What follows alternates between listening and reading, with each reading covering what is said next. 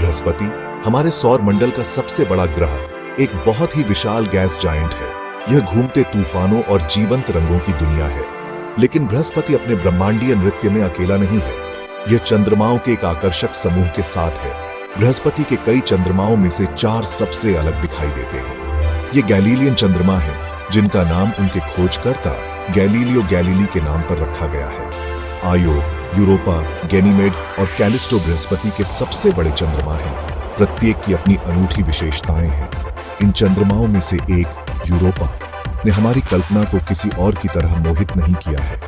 Europa आकार में हमारे चंद्रमा से थोड़ा छोटा है, लेकिन इसमें ऐसे रहस्य हैं जो ब्रह्मांड में जीवन की हमारी समझ को बदल सकते हैं। आगे के भागों में हम यूरोपा की खोज, इसकी अनूठी विशेषताओं और पृथ्वी से परे जीवन की हमारी खोज में यह इतना आशाजनक क्यों है, इसका पता लगाएंगे। यूरोपा के रहस्यों में उतरते हुए हमारे साथ बने रहें।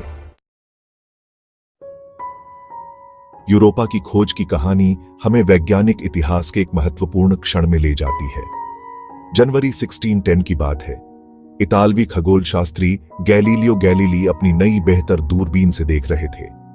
वह बृहस्पति को देख रहे थे।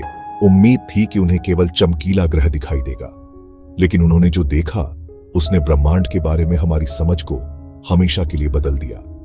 गैलीलियो ने देखा कि बृहस्पति के पास 3 छोटी चमकीली वस्तुएं हैं।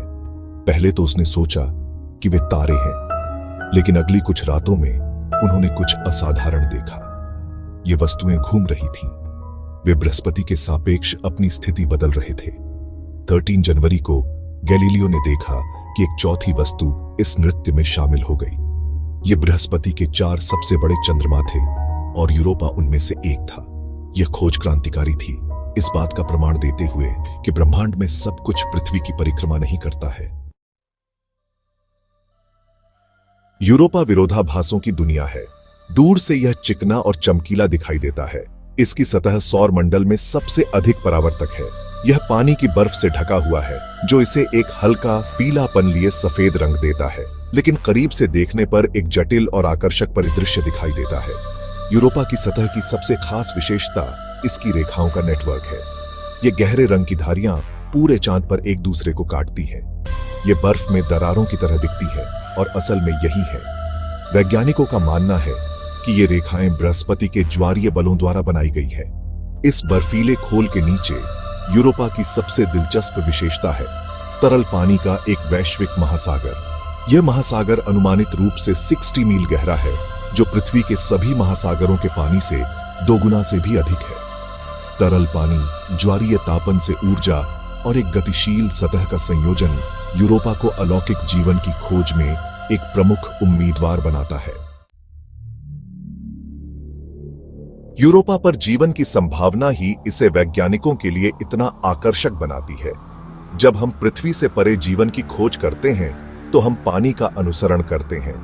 यूरोपा में पृथ्वी के सभी महासागरों को मिलाकर जितना पानी है, उससे कहीं अधिक तरल पानी है।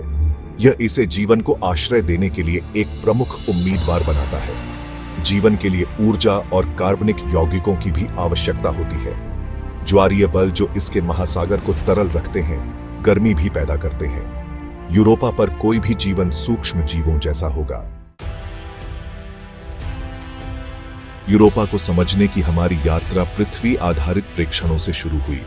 दूरबीनों ने हमें इस रहस्यमय चंद्रमा की पहली झलक दी। इससे महत्वाकांक्षी अंतरिक्ष अभियानों की एक श्रृंखला शुरू हुई। 1979 में वायेजर मिशन ने यूरोपा की बर्फीली सतह की स्पष्ट तस्वीरें दी। यूरोपा का सबसे विस्तृत अध्ययन नासा के गैलीलियो मिशन से आया है। नासा यूरोपा क्लिपर नामक एक महत्वाकांक्षी मिशन की योजना बना रहा है। यह अंतरिक्ष यान यूरोपा के कई करीबी फ्लाईबाई करेगा। अंतरिक्ष अन्वेषण में यूरोपा के महत्व को कम करके नहीं आंका जा सकता। यह पृथ्वी से परे जीवन की हमारी खोज में एक सीमा का प्रतिनिधित्व करता है। जीवन को आश्रय देने की चंद्रमा की क्षमता हमारी इस समझ को चुनौती देती है कि जीवन कहां मौजूद हो सकता है।